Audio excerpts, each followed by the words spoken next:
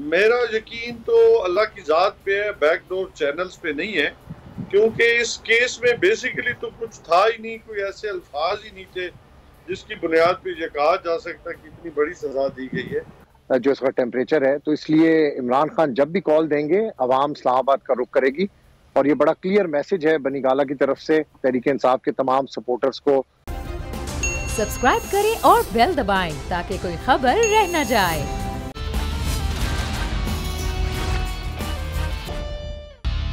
अस्सलामुअलैकुम। The special report with Mudassar Iqbal के साथ हाजिर खिदमत है। नाज़रीन, पाकिस्तान तहरीक इंसाफ के रहनुमा डॉक्टर शहबाज गिल की ज़मानत मंजूर हो गई है और अब वो ज़मानत पर हैं।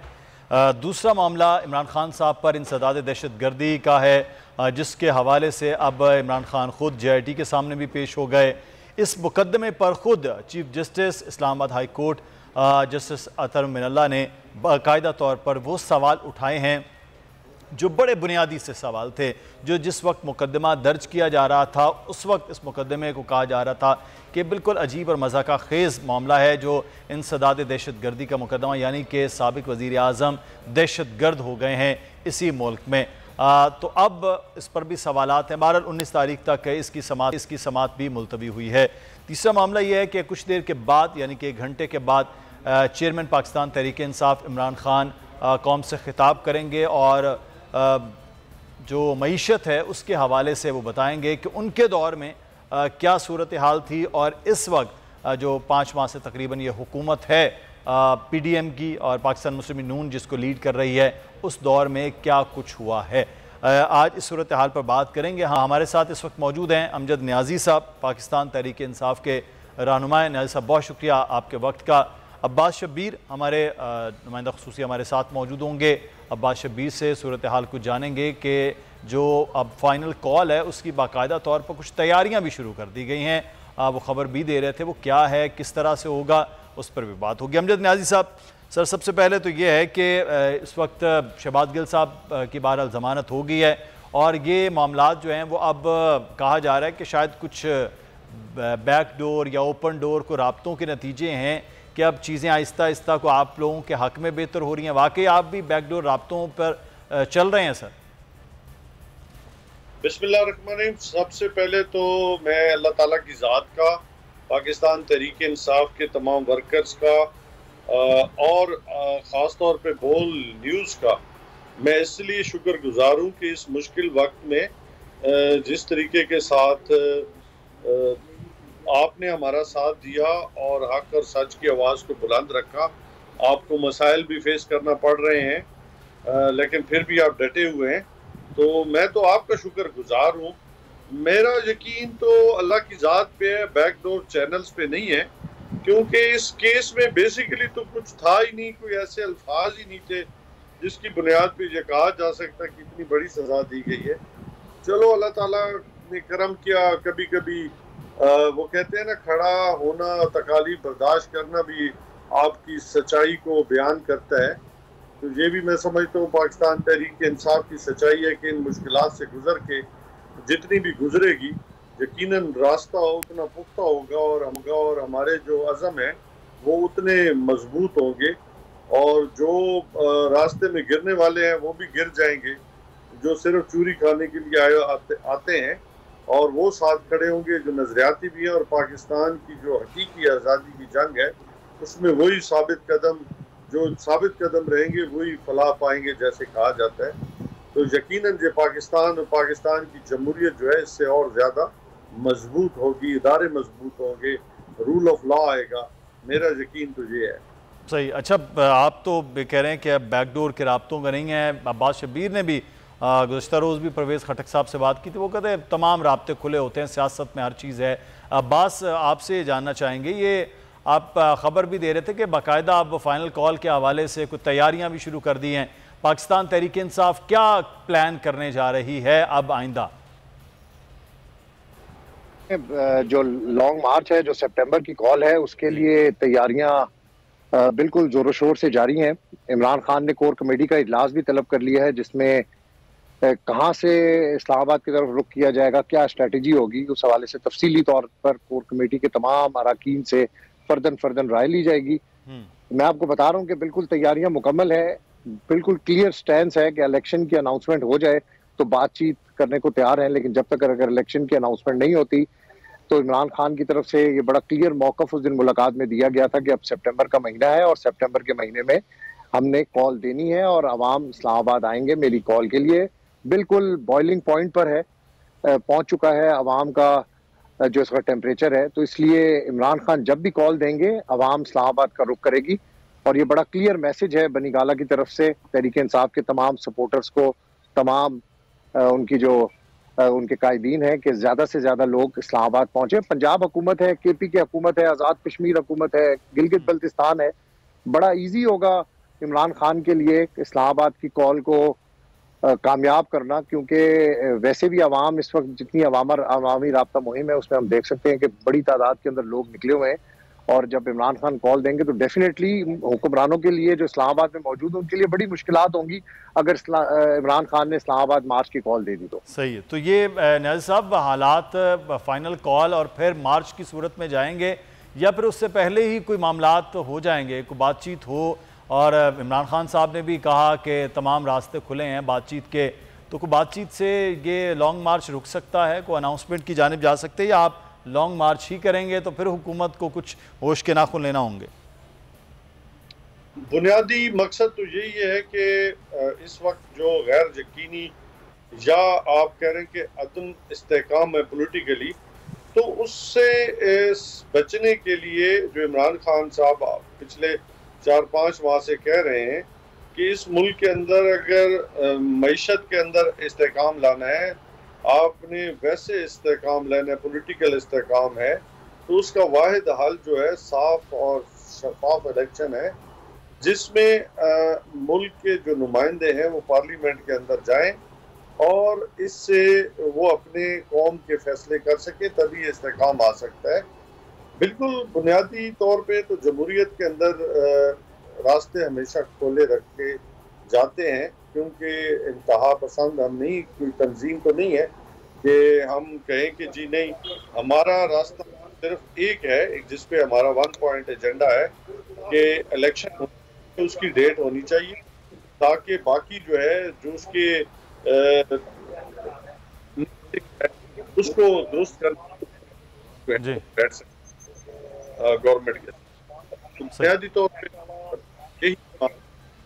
हाँ, हम कोशिश कर रहे हैं कि मार्च के ऐलान से पहले हो जाए तो बेहतर है, बजाय और फिर 100 उसके साथ दूसरे काम में बेहतर है। बिल्कुल सही। अब ये तो हुकूमत अब ने करना है या मुख्तदर हल्के जिनके बातचीत से ये मामलात आगे बढ़ पाएँ। लेकिन ये अब्बास आप इस्लामाबाद में हैं, ख़बरें भी आपके पास होती हैं, कहा जा रहा है कि जनाब कुछ वो रिलीफ़ के मामलात चलें, रिलीफ़ का लफ्ज़ नहीं पाकिस्तान तहरीक इंसाफ को पसंद हो तो चलें, कुछ बर्फ़ पिघलने की बात हो गई, कोई मुलाकात की बातें भी हो रही थी ऐवान सदर में, ख़ास मुलाकात क्या हुई वाकई आपके पास कोई ख़बर ऐसी? फिर साथ ही साथ ये कहा जा रहा है कि शहबाज गिल साहब के मामलात हुए हैं, फिर आगे चीज़ें जो हैं वो समझ आ गई हैं कि इस हुकूमत से तो संभाला ना जाए, तो चीज़ें आगे चलानी चाहिए किसी तरह। देखिए मुदस्सर भाई, इन मामलात को प्लीज अदालती कार्रवाई और जो रिलीफ की बातें हो रही हैं, जो मुलाकातों की बातें हो रही हैं, उससे अटैच ना करें। ये बिल्कुल वाज़ेह स्टांस है बनी गाला की तरफ से कि इलेक्शन की डेट्स अनाउंस की जाए तो ही ये सितंबर कॉल जो है इसको किसी सूरत इससे पीछे हटा जा सकता है और बातचीत शुरू की जा सकती है। मैं आपको बड़े यकीन से कहता हूँ कि सितंबर कॉल के लिए तमाम तैयारियां इस वक्त जोरों शोर से जारी हैं।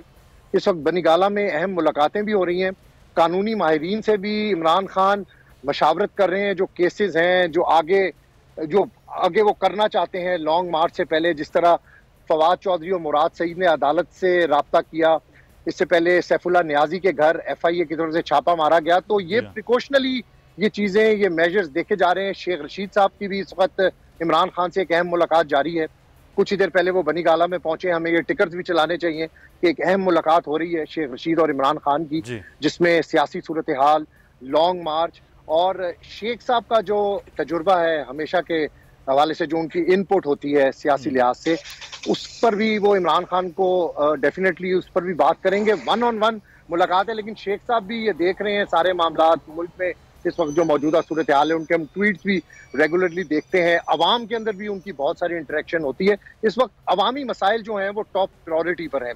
महंगाई के खिलाफ मार्च, ये भी बड़ा जरूरी है कि महंगाई को भी बीच में शामिल किया जाए, और सितंबर की जो कॉल है जिससे इमरान खान का वाज़ेह मौक़िफ़ है कि इलेक्शन की डेट दी जाए, तो ये डेट कौन सी देनी है वो तो इमरान खान ने लास्ट भी, अगर आपको याद हो, कि जो फाइनल डेट देनी थी उन्होंने खुद ही प्रेस कॉन्फ्रेंस में अनाउंस किया था। लेकिन तैयारियां क्या होंगी, किस तरीके से, किस स्ट्रेटेजी से इस्लामाबाद आया जाएगा। लेकिन मुदस्सिर, मैं आपको ये बात बताऊं कि अगर ये लॉन्ग मार्च हो जाता है, इस्लामाबाद मार्च हो जाता है, तो बहुत सारे जो दानिश्वर हजरात हैं वो ये कहते हैं कि कुछ भी नहीं होगा, ऐसे हो जाएगा। जिस तरह राना सनाउल्लाह पहले दावा करते थे कि मैं चाहूं तो 20 बंदे भी नहीं निकल सकते, इस तरह नहीं हो सकता। 25 मई का वाकया हमारे सामने है, दहशत गर्दी हुई, लोगों को घरों में जाकर गिरफ्तार किया गया। तो सारे प्रिकॉशंस जो हैं वो देखे जा रहे हैं, और उस स्ट्रेटेजी से आगे निकलकर बात की जा रही है कि वो पहले माजी में जो हुआ, जो गलतियां हुई, उससे आगे किस तरीके से निकलना है। तो तैयारियां हो रही है, डिस्कशन हो रही है, आला सतही क़यादत के साथ राब्ते किए जा रहे हैं। मैंने आपको बताया कि शेख रशीद साहब भी आज कुछ देर पहले बंगाला पहुंचे। लेकिन इसी असना में जो इमरान खान साहब हैं वो 8 हल्कों में इलेक्शन लड़ रहे हैं, वो इलेक्शन भी हैं, 4 दीगर ज़िमनी इलेक्शन हैं सूबाई और कौमी असम्बली के, वो भी इसी असना में होने जा रहे हैं कि अक्टूबर के जो फर्स्ट उसके अंदर। तो ये भी तो एक मोमेंटम होगा। फिर आप समझते हैं कि 8 हल्के और 4 दूसरे मिला के इन 12 हल्कों में इलेक्शन, फिर पाकिस्तान तहरीक इंसाफ तो वहाँ के तमाम सर्विस में अभी लीड कर रही है, तो ये भी एक प्लस पॉइंट जो है वो जाता हुआ नज़र आएगा इस पूरे कॉल को, लॉन्ग मार्च के मामलात को। तहरीक इंसाफ देखें एक बड़ी पॉपुलर पार्टी है। आपने इमरान खान पर दहशतगर्दी के मुकदमात बनाए, उसके फौरी बाद अवाम ने कैसा रिएक्ट किया कि पंजाब के 17 जो ज़िमनी इलेक्शन थे उसमें इमरान खान को कामयाबी मिली। अवामी राब्ता मुहिम में हर जलसे से बढ़कर अगला जलसा होता है। यानी गुजरात को अगर देखें तो हम कहते हैं कि बड़ा भरपूर जलसा था, उससे आगे फिर हम अगर फैसलाबाद पे जाते हैं, उससे पहले हम सरगोदा पर जाते हैं, या फिर हम गुजरावाला पे जाते हैं, तो हमें इस तरह फील होता है कि ये अवामी पॉपुलैरिटी इमरान खान की बढ़ती जा रही है। इमरान खान का जो नैरेटिव है वो यंग जनरेशन ने एक्सेप्ट किया है, घर घर इमरान खान के नैरेटिव पर बात होती है। असल बात यह है कि 35 साल से इन हुक्मरानों ने, ये बड़ा एक क्वेश्चन है तहरीक इंसाफ का भी, आवाम से हमेशा से वो ये आवाम के पास जाते हैं और यही बात करते हैं कि 35 साल से इन हुक्मरानों ने क्या दिया। गर्मी होती है तो मुल्क में बिजली नहीं होती, सर्दी होती है तो गैस नहीं होती, आप मुल्क में महंगाई देखें, आप बिजली के बिल्स देखें। ये पूरा एक आज जो इमरान खान का खिताब है वो भी मईशत के ऊपर है कि उनके दौर में क्या माशी मामलात थे और इस दौर में 4 साल में इस मुल्क में क्या तबाही हुई है।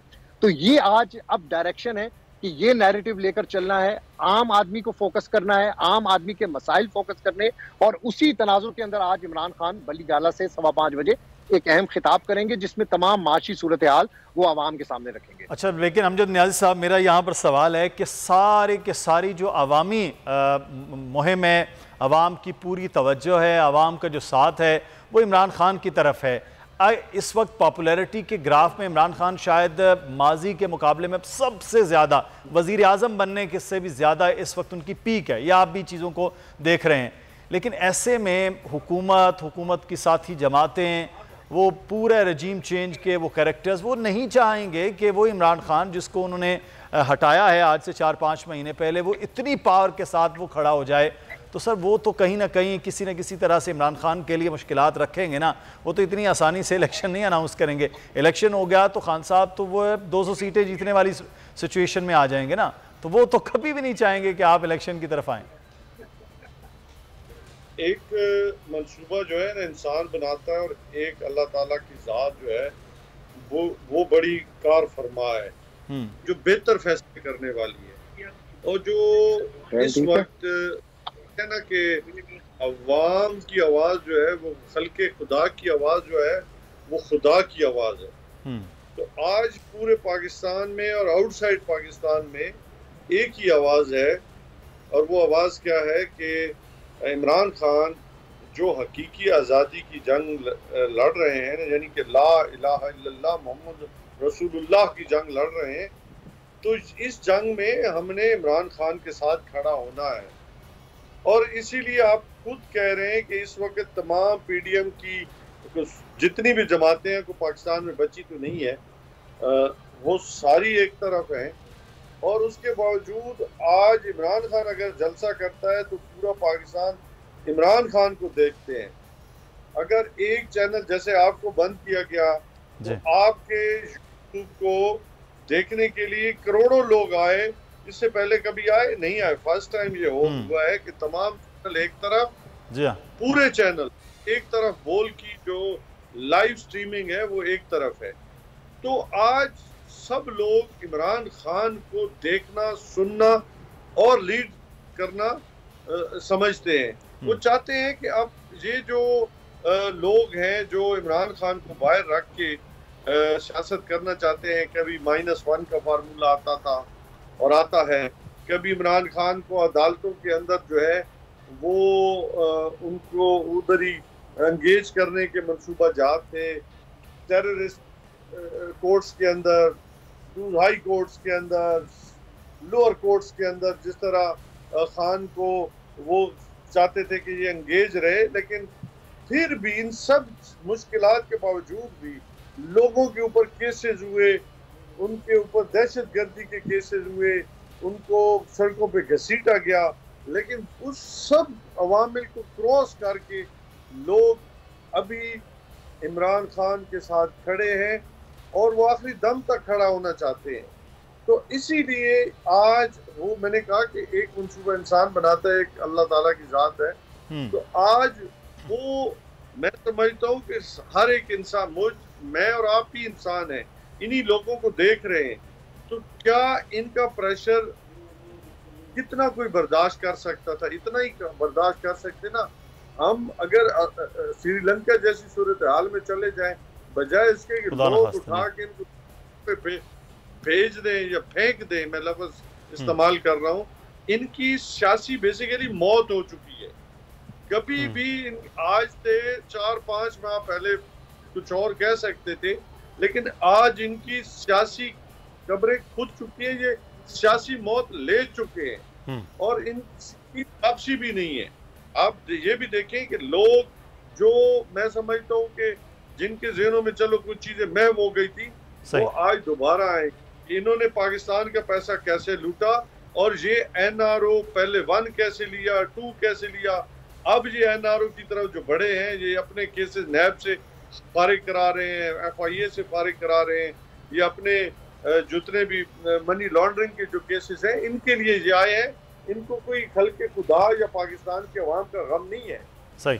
तो अभी भी जो बिल्कुल जो अभी इलेक्शन होने जा रहा है, ज़िमनी की इलेक्शन की, मैं अब्बास शबीर आपने न्याज़ साहब, आप तो जो है वो नस्ल दर नस्ल इलेक्शन लड़ते भी आए हैं, आपका तो सियासी घराना है। अब्बास आप बड़ी तवील अरसे से इलेक्शन कवर भी करते आए हैं, चीज़ों को देखा है। मैंने आज कुछ डाटा देख रहा था इलेक्शन कमीशन का, मैं चाहूँगा आपसे भी शेयर करें, अमजद न्याज़ साहब भी और हमारे नाजरीन से भी, कि 2018 से की जो वोटर लिस्टों के बाद 17 मई 2022 को जो लिस्टें आई हैं उसमें 1,87,00,000 नया वोटर है अब्बास शबीर। अब 1,87,00,000 नया वोटर शामिल हुआ है सिर्फ अभी 17 मई 2022 तक का। अभी एक हल्के का सिर्फ आज डाटा मैंने जो चिश्तिया में PP 241 जहाँ पर खान साहब ने जलसा भी किया है, वहाँ पर 38,000 नया वोटर शामिल हुआ है जो नई वोटर लिस्टों के मुताबिक। वहाँ पे तकरीबन मुजफ्फर अवान साहब कुछ 4,500 की लीड से उस वक्त हार गए थे। पाकिस्तान तहरीक इंसाफ के नून लीग ने कामयाबी हासिल की थी।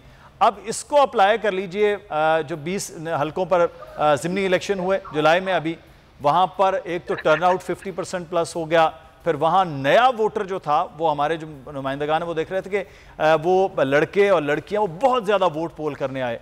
तो ऐसी सूरत में मैं तो नहीं समझ पा रहा हूँ अब्बास कि कैसे ये इलेक्शन करवाएंगे, कैसे वो जाएंगे। इमरान खान अगर इलेक्शन में आएंगे तो बाकी PDM की 14 से 114 भी हों वो नहीं जीत पाएंगी। ये टेक्निकली तो ये चीज़ नहीं है, तो फिर ये कुछ ना कुछ तो बंदोबस्त करेंगे इमरान खान का। देखिए, वो न्याजी साहब ने एक बात की थी, मैं उसका जवाब आपको पहले दे दूं, जरा बड़ा जरूरी है जी ये बताना कि चूंकि हमारा काम है रिपोर्ट करना कि वजीर दाखिला जब से वजीर बने हैं कोई 8 से 9 बार वो अपने दफ्तर में गए, उसके अलावा सिर्फ और सिर्फ वजीर आजम हाउस या अपनी रिहाइशगाह पर होते हैं, टीवी इंटरव्यूज देते हैं। और मकसद ये बात करने का ये है कि न्याजी साहब ने कहा था कि वो सिर्फ और सिर्फ अपने केसेस खत्म करवा रहे हैं, और ये बड़ी हकीकत वाली बात है कि इस वक्त जो इस्लामाबाद की हुकूमत है उनका 1 पॉइंट एजेंडा है, किसी तरीके से जितने उनके केसेस हैं इनको वाइंड अप किया जाए। जो माजी के अंदर इनके खिलाफ चीजें हैं उसको किसी तरीके से खत्म किया जाए। अब मैं बात करता हूं, जो आपने नौजवान वोटर्स की बात की, 2018 का इलेक्शन भी मैंने देखा, 2013 का इलेक्शन भी मैंने देखा, मुशर्रफ का दौर भी मुझे बहुत अच्छी तरीके से याद है। 2018 में जब इमरान खान ने हुकूमत ली थी, उस वक्त इमरान खान की इलेक्शन कैंपेन में जो नौजवान था वो इतना एग्रेसिव नहीं था। इतनी पॉपुलैरिटी मैं बड़े दावे से आपको कह रहा हूं कि 2018 में इमरान खान की नहीं थी, जो अब अदम एतमाद के बाद हमें नजर आई है। अब जो जलसों के अंदर इमरान खान के साथ नौजवान खड़ा है, वो यूनिवर्सिटी का लड़का खड़ा है, वो कॉलेज का लड़का खड़ा है, और बहुत से जलसों में ऐसे लोग हमें मिले जो वो कह रहे हैं कि हम अपना वोट पहली बार कास्ट करेंगे और वो इमरान खान को वोट कास्ट करेंगे। वो नौजवान वोटर है जिसकी आप बात कर रहे हैं। तो ये एक बहुत बड़ा फैक्टर है इमरान खान के साथ इस वक्त अवामी ताकत का। क्यों ना हो अवामी ताकत इमरान खान के साथ। मुदस्सर भाई, आपने दहशतगर्दी के पर्चे बनवाए पूरी दुनिया में, जो पाकिस्तान के साथ, पाकिस्तान के नाम के साथ हो रहा है कि आपने इमरान खान के ऊपर दहशतगर्दी के पर्चे बनवा दिए। आपने कौन सा ऐसा हथियार इस्तेमाल नहीं किया इमरान खान को रोकने के लिए? ये अवामी ताकत है, ये यंगस्टर्स की ताकत है। जिस वोटर की आप बात कर रहे हैं वो इस वक्त इमरान खान के साथ खड़ा है, और पूरा नौजवान, सिर्फ लड़के नहीं, लड़कियां भी, बच्चे भी, मैंने हर एज फैक्टर का शख्स उन जलसों के अंदर देखा है, इमरान खान के लिए निकलते देखा है। चाहे वो बनी गाला हो, चाहे वो सरगोदा हो, चाहे वो चीचा वतनी हो, चाहे वो पाकिस्तान का कोई भी हल्का निकाल के देख ले। तो ये अगर ज़िमनी इलेक्शन करवाते हैं, जिस तरह इनको पंजाब के अंदर लोटों को नाकामी हुई, इन इलेक्शंस के अंदर भी बड़ा स्ट्रेट इलेक्शन है। इस वक्त मैं आपको बता रहा हूं कि प्रैक्टिकली बात कर रहा हूं, देखी हुई बात कर रहा हूं, ऐनी शायद की हैसियत से बात कर रहा हूं कि ऐसे जलसे मुल्क की तारीख में नहीं हुए। बहुत सारे जलसे हमने कवर किए, उन जलसों में ट्रांसपोर्ट देकर, पैसे देकर लोगों को बुलाया जाता था। इन जलसों में खुद अपनी जेब से लोग पैसे लगा कर आते हैं। आप डिफरेंस देख लें। ये नौजवान की आदत है जो इस वक्त इमरान खान के साथ है, और ये बड़ा प्लस फैक्टर है इमरान खान के लिए अगर ये जब भी इलेक्शन होते हैं। और फिर वही बात, ये अगर इलेक्शन से भाग रहे हैं, ये इलेक्शन से भाग रहे हैं, ये इलेक्शन नहीं करवाना चाहते। इनको पता है कि इस वक्त नौजवान तबका इमरान खान के साथ है, इमरान खान का नैरेटिव एक्सेप्ट किया गया है, इसलिए ये डरते हैं कि किधर इमरान 2/3 मेजॉरिटी से ना आ जाए। ये डर है इन लोगों को। लेकिन आफ्टर ऑल मुदस्सर भाई, इस मुल्क में ये आपका जुमला ठीक है कि जीत का तो उन्हें यकीन है कि इमरान खान जीत सकते हैं, लेकिन 2/3 मेजॉरिटी है जिसका सबसे ज्यादा खौफ हर एक को है कि 2/3 मेजॉरिटी, और उसके बाद असल में जो आइन के अंदर आप तरामीम भी कर सकते हैं और चेंजेस भी कर सकते हैं, वो सबसे एक अहम मामला है जिसको समझने की, देखने की ज़रूरत हो रही है उनको। बहुत शुक्रिया अब्बास शबीर साहब, हमारे नुमाइंदा खुसूसी हमारे साथ मौजूद थे। अमजद न्याजी साहब, पाकिस्तान तहरीक रहनुमा, आपको भी बहुत शुक्रिया। हमें यहाँ पर एक ब्रेक लेना है, ब्रेक के बाद वापस आएंगे, फिर कुछ बात करेंगे जिस महंगाई और मईशत की सूरत हाल के हवाले से आज इमरान खान खिताब कर रहे हैं, उसकी असल सूरत इस वक्त क्या है और माजी में क्या थी। ब्रेक के बाद बात होगी।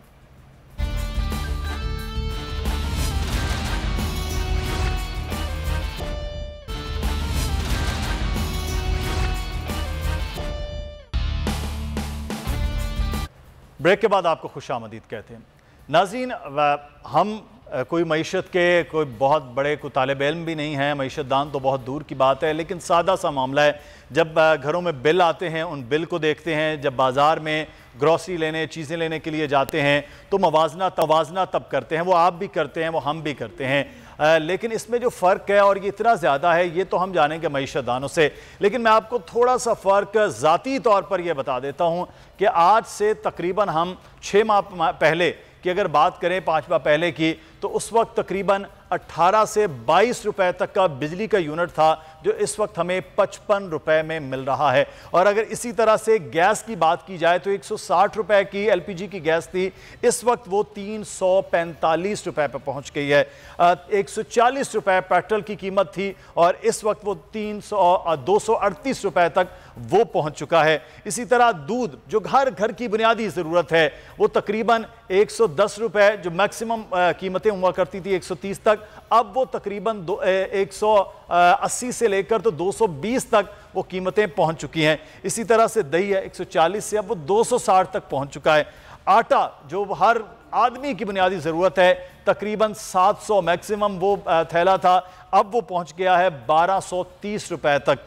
इसी तरह से खुर्दनी तेल है 370 का हम खरीद रहे थे पिछली हुकूमत के दौर में, इस वक्त 630 रुपए का 1 लीटर खुर्दनी तेल खाया जा रहा है। 174 रुपए पर डॉलर हम देख रहे थे, 174 से 80 के दरमियान, और इस वक्त शायद कल की जब मार्केट खुलेगी तो 340 जो है वो 240 वो डॉलर की कीमत पहुंच चुकी होगी। अब ये समझ नहीं आ रही कि ये हुकूमत जो मुश्किल फैसले कर रही थी वो किसके लिए थे। एक आम आदमी, उसको तो बिजली के बिल, गैस के बिल और ये जो मैंने चंद चीज़ों के बारे में बताया है, इससे खासा परेशान है। ये मईशत इस नहज तक क्यों है? अब क्या कोई रास्ता, जो मुश्किल फ़ैसले और चीज़ें हो रही हैं वो बेहतरी होगी या नहीं होगी, ये हम जानेंगे। फ़ारूक सलीम साहब हमारे साथ हमारे मुआशियात हैं, बड़ा गहरी नज़र रखते हैं और बता रहे होते हैं कि चीज़ें किस तरह से थीं और आगे क्या होगा। फ़ारूक साहब, बहुत शुक्रिया सर आपके वक्त का। ये जो मैंने तो एक आम आदमी की हैसियत से सर ये कुछ चीज़ें बताई हैं और यही आम आदमी को इतनी मईशत समझ आ पाती है, लेकिन ये इस हालत तक चंद महीनों में हम क्यों पहुंचे? दो चीज़ें हैं सामने रखने वाली। पहली चीज़ तो ये है कि पाकिस्तान जो है वो एक आलमी मालियाती निज़ाम जो है, जो बाकी दुनिया है, हम भी उसका हिस्सा है। और बाकी दुनिया में इस वक्त दो सबसे बड़ी प्रॉब्लम जो हैं वो एक महंगाई का है। आप अंदाजा कीजिए कि अमेरिका में जो महंगाई की शरह है वो पिछले 41 साल की बुलंद तरीन शरह पे पहुंच गई, यानी कि 41 साल का रिकॉर्ड महंगाई का टूटा है अमेरिका के अंदर। बरतानिया के अंदर महंगाई का 40 साल रिकॉर्ड जो है वो टूट गया है, यानी कि 40 साल पहले इतनी महंगाई थी और अब फिर दोबारा से वहां तक पहुंची। पाकिस्तान में 47 साल का 47 ईयर्स का रिकॉर्ड टूटा है। आज से 47 ईयर्स पहले कोई 25-26% पे हमारी महंगाई की शरह गई थी और अब वो दोबारा से उसको क्रॉस कर गई है। तो जो महंगाई वाला एलिमेंट है, ये दुनिया भर में महंगाई आ रही है। गैस की कीमतें बरतानिया में कोई 6 गुना बढ़ गई हैं। कल हमने पढ़ा कि इंडोनेशिया में सड़कों पे लोग निकल आए हैं कि हमारी तनख्वाहें उतनी नहीं बढ़ी जितनी महंगाई जो है वो सामने आ गई। तो दो चीजें तो दुनिया भर में हो रही हैं, महंगाई और फिर बाकी दुनिया में वो यूक्रेन की जो जंग है उसके नताइज में जो कुछ हो रहा है। पाकिस्तान को बदकिस्मती से 2 नहीं 3 चीजें हमें हमारे सामने आ गई। एक तो महंगाई पहले भी चल रही थी। मेरा ख्याल है कि अप्रैल 11 तारीख को, अप्रैल 11 में इसलिए पिक कर रहा हूँ कि वो दिन है जिस दिन मियां मोहम्मद शहबाज शरीफ ने हल्फ उठाया था वजारत उज़्मा का। उस दिन महंगाई जो हमें हुकूमती इदारे बता रहे थे वो कोई 13.5-14% थी, आज वो कोई 27% पे चली गई है। तो 4 महीनों में आप समझिए कि महंगाई की शरह जो है वो 2 गुना बढ़ गई है। इसलिए आपको और मुझे सबको तकलीफ हो रही है, तकलीफ पहुंच रही है। हुकूमत के अपने आदाद-ओ-शुमार ये बता रहे हैं कि पिछले साल के मुकाबले में बिजली की कीमत जो है वो 123% बढ़ी, पेट्रोल जो है वो 84% बढ़ा है, दाल मसूर जो है वो 114% उसकी कीमत बढ़ गई, प्याज 90% बढ़ गया। अब आप सोचिए, आप आम आदमी की बात कर रहे थे, आम आदमी की अगर आप पूछिए तो वो कुछ की 10% बढ़ी है, कुछ की 15% बढ़ी है, और यहाँ बिजली जो है वो 123% और दाल मसूर 114%।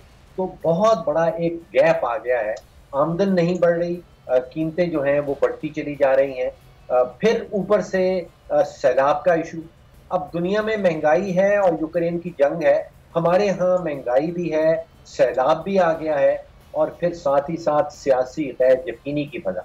यानी कि इमरान खान साहब कह रहे हैं कि इसी महीने के अंदर वो एक फाइनल कॉल देने वाले हैं। इन सब इम्पैक्ट जो है, इन सब का असर जो है वो एक आम आदमी पे आता है। अगर सियासी गैर यकीनी की फजा रहेगी तो महंगाई हुकूमत कंट्रोल में नहीं कर पाएगी। इसी तरह अगर आलमी मंडियों में कीमतें बहुत ज़्यादा रहेंगी तो पाकिस्तान में भी उसके नताइज जो है उसका असर महसूस किया जाएगा। अच्छी खबर इसमें से ये है कि जब दुनिया रिसेशन में जाती है तो तेल की कीमतें गिरने लगती हैं। वो हमने देखा है कि $90 से बैरल गिर गया है, जो कुछ ही महीने पहले $130 तक, और आज उम्मीद भी की जा रही कि शायद पेट्रोल कम भी हो जाए। फरूक साहब जी, कहा जा रहा है कि पाकिस्तान में भी कुछ रुपयों पर लीटर की छूट जो है वो हुकूमत के पास डिस्क्रेशन है, उसके पास रास्ता है कि कम किया जा सके।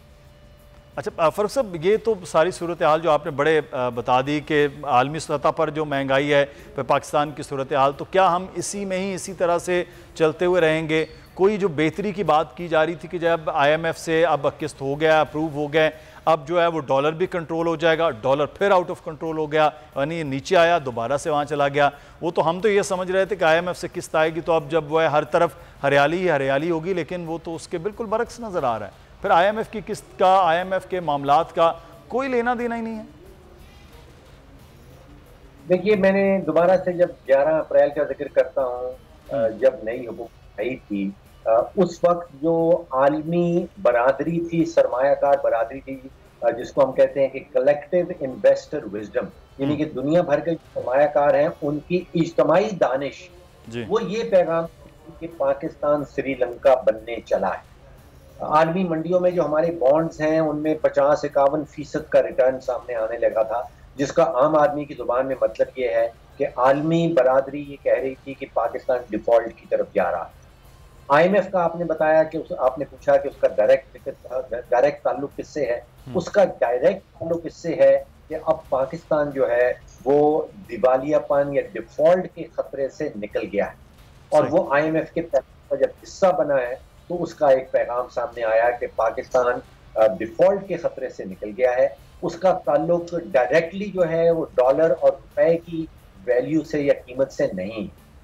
जब हम डॉलर की रेट की बात करते हैं तो दो किस्म की मार्केट्स हैं पाकिस्तान में। एक ओपन मार्केट है जिसमें आप बाकी पाकिस्तानी कई मनी चेंजर के पास जाते हैं, कोई 100-200 डॉलर खरीद लेता है, कुछ बेच लेता है। उससे बहुत बड़ी मार्केट जो है वो इंटरबैंक की मार्केट है, जहां पाकिस्तान के एक्सपोर्टर्स जाते हैं अपने डॉलर बेचने के लिए और इंपोर्टर्स जाते हैं डॉलर्स खरीदने के लिए। अब एक चीज वाज़ेह सामने आ गई है कि जो ओपन मार्केट है वहां से डॉलर की स्मगलिंग हो रही है, और स्मगलिंग होके या तो वो अफगानिस्तान डॉलर जा रहे हैं, और अभी रिसेंटली मैंने देखा है कि प्याज आ रहा है ईरान से, तो मेरा क्या सराय ये होगी कि डॉलर फिजिकली जो है वो ईरान भी स्मगल हो रहे हैं।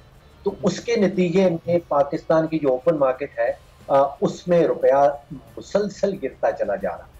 इंटरबैंक में रुपया गिर रहा है, उसकी वजह यह है कि हमारे इंपोर्ट्स और एक्सपोर्ट्स में फर्क बहुत ज्यादा है। 80 बिलियन डॉलर की इंपोर्ट कर डाली है, एक्सपोर्ट 30 बिलियन डॉलर से ऊपर जा नहीं रही। और फिर जो हमें बताया गया था या हमने सोचा था कि IMF का $1 बिलियन आएगा, तो उसके बाद फिर 2 बिलियन कतर से आ जाएगा, 2 बिलियन किसी और मुल्क से आ जाएगा, सऊदी अरेबिया से आ जाएगा, UAE से आ जाएगा, वो मटीरियलाइज नहीं हुआ। वो टीका जो लगना था वो नहीं लगा, और जब तक ये डॉलर्स का टीका नहीं लगेगा, स्टेट बैंक के अंदर फिजिकल डॉलर्स मजीद नहीं आएंगे, तो उस वक्त तक मुझे लगता है कि इंटरबैंक मार्केट के अंदर भी रुपया प्रेशर में रहेगा। सही। अच्छा फारूक साहब, एक चीज़ मैं और यहाँ पर जानना चाहूँगा, माजी की हुकूमत ये कहती रही कि उनके दौर में रिकॉर्ड जो है वो एक्सपोर्ट हुई, ख़ास तौर पर टेक्सटाइल के हवाले से वो दावा करते हैं बहुत ज़्यादा उसमें हुआ। मईशत की वो कह रहे हैं कि बेहतरी की जानिब चीज़ें जा रही थी, कुछ आउटलुक भी ऐसी रिपोर्ट्स जो दे रहे थे मुख्तलिफ जो इदारे हैं वो भी बेहतरी की जानिब थी। उसके बाद सिचुएशन फिर क्या ये जो इस हुकूमत को मिली है ये वाकई इतनी गंभीर थी और PTI के दावे गलत थे, या वाकई ये यहाँ इस हुकूमत के आने के बाद इन्वेस्टर्स हों या इंटरनेशनल मार्केट हो, जैसे आपने एक बात की है कि जो कलेक्टिव जो इन्वेस्टर्स विजडम था वो सारे का सारा वो क्रैश हुआ है, क्या वजूहात थी दोनों हुकूमतों के दरमियान जो इकोनॉमी की सिचुएशन है उसका थोड़ा सा बताइएगा। देखिए, अप्रैल की 11 तारीख दोबारा से दो आयक आप सामने रख लीजिए। अप्रैल 11 को जब नई हुकूमत आई है तो उसको विरसे में 6000 अरब का बजट का खसारा मिला। ये पाकिस्तान की 75 साला माशी तारीख में बुलंद तरीन बजटरी खसारा।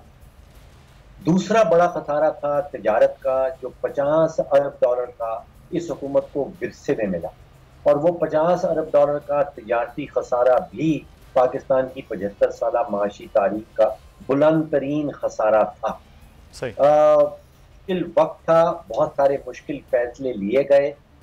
एक बहुत बड़ी कामयाबी है इस हुकूमत की पिछले 4-5 महीनों की, और वो ये है कि पाकिस्तान को डिफॉल्ट के खतरे से बचा लेना। एक बहुत बड़ी नाकामी है इस हुकूमत की पिछले 4-4.5 महीने में, और वो ये है कि महंगाई जो है वो अब 47 साल का रिकॉर्ड उसने तोड़ दिया है, और हुकूमत महंगाई को कंट्रोल नहीं कर पा रही। जो चीजें हम इंपोर्ट करते हैं वो तो आलमी मंडियों की अगर महंगी होती हैं तो पाकिस्तान में भी महंगी हो जाती हैं, लेकिन बहुत सारी ऐसी अशिया हैं जो हम पाकिस्तान के अंदर प्रोड्यूस करते हैं। पाकिस्तान के अंदर बदकिस्मती है जो बड़े बड़े कार्टेल्स बने हुए हैं, जिसमें चीनी का कार्टेल, जिसमें बिजली का एक बहुत बड़ा कार्टेल, जिसमें खाद का एक कार्टेल। वो जब कार्टेल हैं वो अपनी मुंह मांगी अपनी मर्जी की कीमत वसूल करते हैं, और हमने देखा कि पिछले 20-25 सालों से जितनी भी हुकूमतें आई हैं वो इन कार्टेल्स को तोड़ने में कामयाब नहीं। तो ये तो सर माजी की हुकूमत के भी ये हाल था और मौजूदा हुकूमत का भी है। बहुत शुक्रिया फ़ारूक सलीम हमारे साथ मौजूद थे और मईशत के हवाले से हमने आपको आगाह किया। पाकिस्तान के लिए एक बड़ी अच्छी खबर के बड़े एक लंबे अरसे के बाद इंग्लैंड की टीम पाकिस्तान आई है और T20 की बड़ी एक लंबी सीरीज़ जो है वो भी खेलने जा रही है और बड़े पैशनेट थे, उनके हम ट्वीट्स भी देख रहे थे, बड़े खुश थे इंग्लिश प्लेयर पाकिस्तान आने पर। पाकिस्तानी भी बड़े खुश हैं, बड़ा वार्म वेलकम भी किया जा रहा है। इकबाल जमील साहब हमारे साथ मौजूद हैं, सीनियर स्पोर्ट्स जर्नलिस्ट हैं, और एजाज़ वसीम बाकरी हमारे स्पोर्ट्स के जो नुमाइंदे वो भी हमारे साथ हैं। इकबाल जमील साहब, सर इंग्लैंड का पाकिस्तान में आना और वर्ल्ड कप से पहले आप क्या समझते हैं, किस किस्म की ये सूरत हाल होगी कि पाकिस्तान की एक अच्छी तैयारी भी हो और पाकिस्तान के जो एशिया कप के अंदर फ्लॉज हैं उनको भी दूर करने में मदद हो सकती है? भाई अगर चाहे तो पाकिस्तान बहुत कुछ सीख सकता है, लेकिन प्रॉब्लम हमेशा से यही रहा है ना कि सीखना नहीं चाहते। मतलब अपने एक्सपीरियंसेस में अभी तक देखिए टीम को अनाउंस करना था, अभी तक टीम अनाउंस नहीं हुई है। हालांकि मेरा अपना ख्याल है कि एशिया कप के फाइनल से पहले पाकिस्तान की टीम जो इंग्लैंड के अगेंस्ट है वो अनाउंस हो जानी चाहिए थे, लेकिन अभी तक दे आर नॉट। जो इतने ज्यादा इसमें कंफ्यूजन क्या है, क्लियर कट बात है, जो परफॉर्मेंस जिन्होंने दी है पुट हिम देन इन, और जो जिन्होंने नहीं दिया बिल्कुल शो द डोर। यार ये मतलब ये जो पाकिस्तान के अंदर ये जो फेवरेटिज्म है, नहीं जनाब अगले मैचेस में खेल लेगा, अच्छा कर लेगा, भाई ये सब चीजें खत्म करें फॉर गॉड से।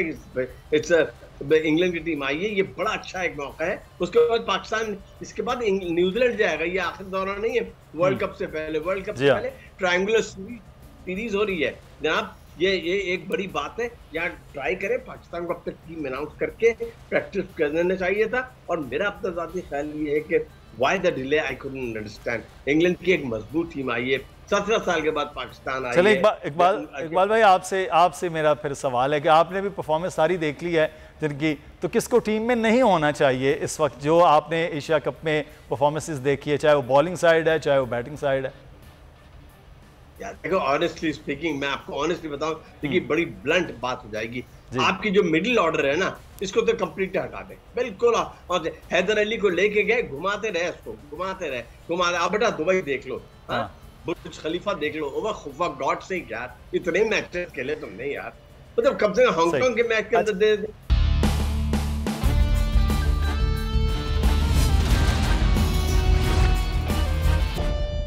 बोल किसी के भी दबाव में आकर अपने फैमिली मेंबर्स को अलहदा नहीं करेगा। बोल हमेशा आवाम की आवाज बनता रहेगा और आवाम के मसाइल दिखाता रहेगा। बोल की आवाम से खुसूसी दुआओं और साथ देने की अपील। सबसे ज्यादा व्यूज, सबसे ज्यादा रील्स और सबसे ज्यादा रेटिंग के साथ बोल अब भी नंबर 1 पोजीशन पर बरकरार। सब्सक्राइब करें और बेल दबाएं ताकि कोई खबर रह न जाए।